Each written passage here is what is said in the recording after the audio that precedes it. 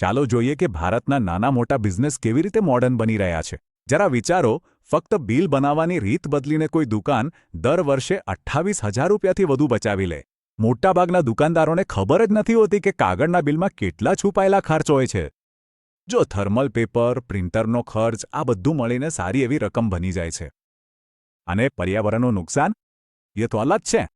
આ રસીદો માટે 40 કરોડથી વધુ વૃક્ષો કપાઈ જાય છે. તો આનો ઉકેલ શું છે? બજાર બિલ્સ આ એપ ખાસ ભારતીય દુકાનો માટે જ બની છે. બિલ બનાવવાથી લઈને પેમેન્ટ સુધી આ એપ બધું જ ડિજિટલ કરી દેશે, એ પણ સીધું ફોનથી. તો આ કામ કેવી રીતે કરે છે?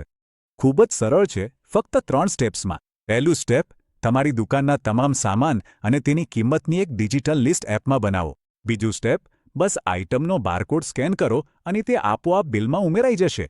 અને ત્રીજું સ્ટેપ, બિલ તૈયાર, તેને ડિજિટલ રીતે શેર કરી દો. એક વૃક્ષ પણ બચી ગયું. પણ જો ઇન્ટરનેટ ન હોય તો?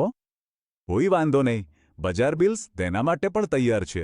તમારી આખી પ્રાઇસ લિસ્ટ ફોનમાં જ રહે છે, એટલે બિલિંગ અટક્યા વગર ચાલે છે. ઇન્ટરનેટ હોય કે ન હોય, પેમેન્ટ પણ ખૂબ જ સરળ છે. બિલની રકમનો QR કોડ આપોઆપ બની જાય છે યુપીઆઈ પેમેન્ટ માટે. દુકાનના માલિક પોતાના સ્ટાફને પણ એપમાં ઉમેરી શકે છે અને કંટ્રોલ કરી શકે છે કે તેઓ શું જુએ.